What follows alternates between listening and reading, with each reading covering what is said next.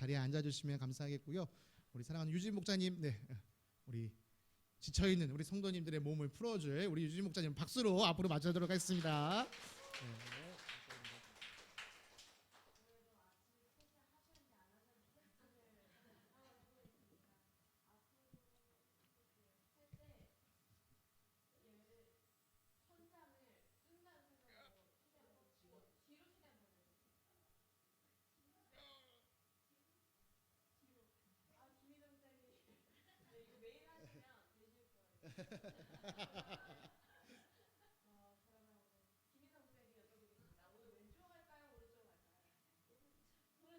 네.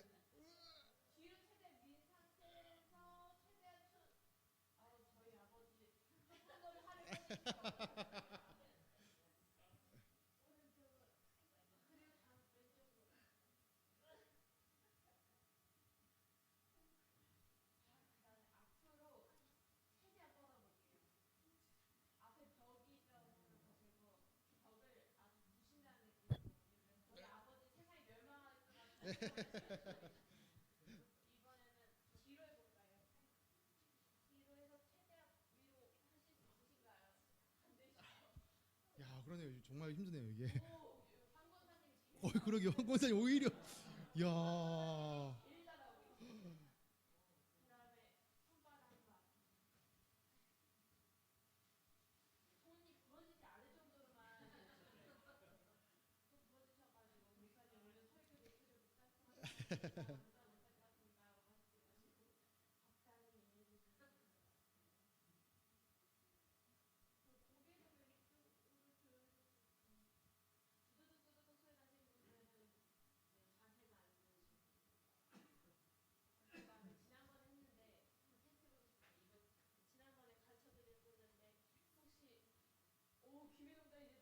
와,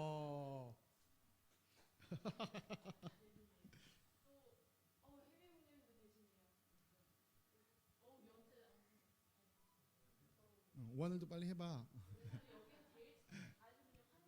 그러니까요. 오, 감사합니다. 저도 앞에서 보는데 권사님이 엄청 유연하시대요. 저보다도 더 유연하신 것 같아서 제가 깜짝 놀랐습니다. 저희가 계속해서 지금은 세바시를 통해 그리스도, 그러니까 예수 그리스도, 성자 예수 그리스도에 대해서 우리가 살펴보고 있습니다. 계속해서 우리가 처음에 이제 예수님의 이름, 하나님의 아들, 예수님이 누구냐 했을 때 하나님의 아들 그리스도에 대해서 살폈고, 또 지난 시간에는 우리 예수의 이름에 대해서 살폈고, 또 구약에 나오는 예수님에 대한 예언들을 좀 살폈습니다.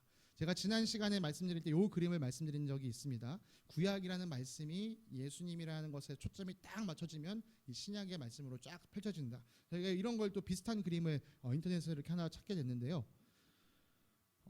구약이 십자가를 통해서 쫙 이제 초점이 맞춰지고, 그러면 이제 그 신약 시대 예수 그리스도를 통해서 세워진 교회는 그 그리스도를 기초 삼아서 계속되는 확장으로 나아가는 모습.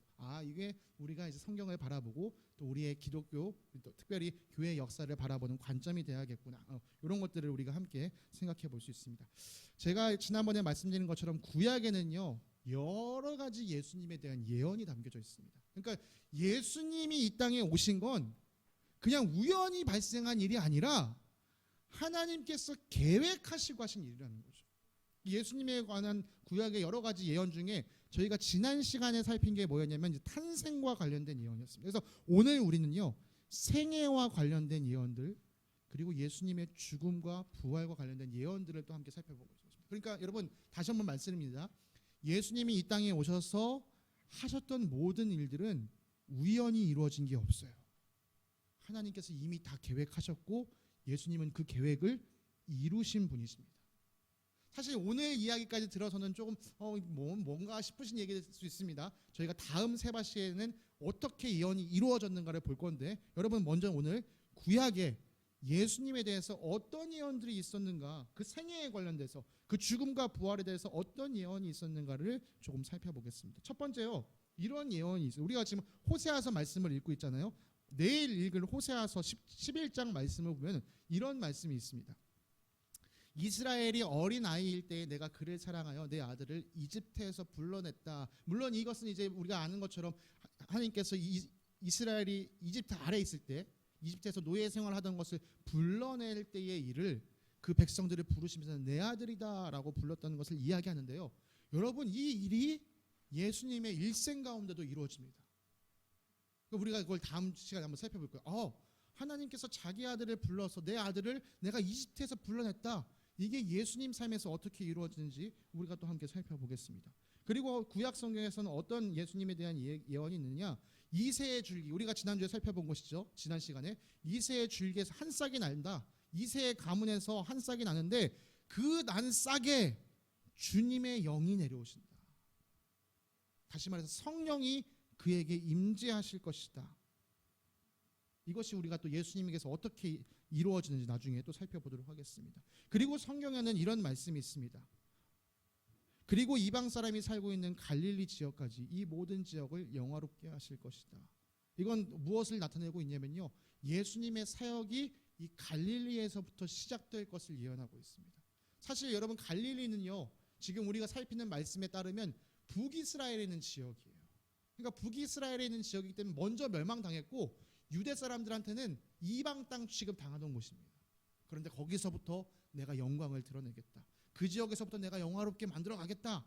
이 하나님의 이 말씀이 예수님의 삶을 통해서 어떻게 이루어지는지 또 저희가 한 번 더 살펴보도록 하겠습니다.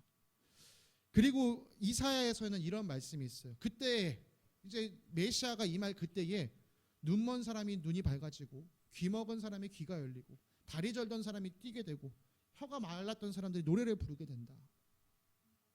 다시 말해서 메시아를 통해서 치유의 회복이 일어날 것이다. 기적이 일어날 것이다. 이사야를 통해서 예언하셨는데 우리가 나중에 다시 한번 예수님의 삶에서 이게 어떻게 이루어지는가 또 함께 살펴보도록 하겠습니다.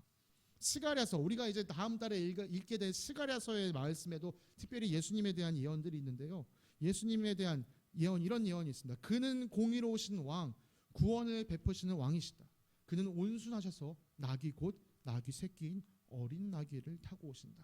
이것도 예수님의 생애에서 분명하게 이루어지는 일입니다. 그리고 또 한 시편에서는 이런 예언이 있습니다. 주님의 집에 쏟는 내 열정이 내 안에서 불처럼 타오르고 있습니다. 그러나 주님을 모욕하는 자들의 모욕이 나에게로 쏟아집니다. 시편의 많은 부분은 다윗 왕이 썼습니다. 물론 다윗 왕 외에 다른 사람들도 많이 썼지만 특별히 다윗 왕이 많은 시편을 썼는데요. 다윗 왕은 이 시편을 쓸 때는요, 거의 예언자에 가깝습니다. 어떤 시편을 보면은 다윗이 직접 겪지도 않은 일인데 자기가 겪은 일처럼 써요. 근데 그 일이 누구를 통해 이루어지느냐? 나중에 보면 예수님을 통해 이루어지는 걸 볼 수 있습니다. 이것도 마찬가지죠. 주님의 집에 내가 열정을 쏟습니다. 이게 어떻게 예수님 삶에서 이루어지는지 우리가 또 함께 바라보도록 하겠습니다. 그리고 이 일 때문에 사실은 이제 예수님의 어떤 죽음이 이루어지는 이 기폭제, 촉발제 역할이 되는데요. 예수님의 죽음과 부활에 대해서도 구약 성경은 계속해서 예언합니다. 스가랴서에는 은 30에 팔리게 될 것에 대해서 이야기하고 또 그 팔린 돈으로 토기장이에게 던져줘서 그가 그 돈으로 이제 그 돈이 토기장이에게 가게 될 것에 대해서 이야기하는데 이것이 또 예수님의 죽음에 관련돼서 이 사건이 이루어지는 것을 우리는 나중에 살펴볼 수 있습니다. 신명기는 저주받은 사람들, 주님께 벌을 받은 사람들이 나무에 매달려 죽게 된다고 얘기합니다. 그런데 그 시체를 밤에 달지 말라, 그날에 묻으라 라고 이야기하는데 이 또한 결국 예수님을 통해서 이 일이 이루어지는 것을 우리는 바라보게 됩니다. 예수님이 시편에서 또한 다윗은 이런 얘기를 합니다. 그들은 나에게 독을 타서 주고, 이게 지금 우리가 읽고 있는 새 번역은 독을 타서라고 되어 있지만 우리가 개역 개정에서 보면 쓸개를 준다, 쓸개즙을 준다라는 이야기로 되어 있습니다. 내 목이 말라 마실 때 나에게 식초, 먹을 수 없는 시큼한 것을 나에게 준다. 이것도 이제 예수님의 이 죽음에 관련돼서 이루어지는 것을 우리가 나중에 살펴볼 수 있습니다.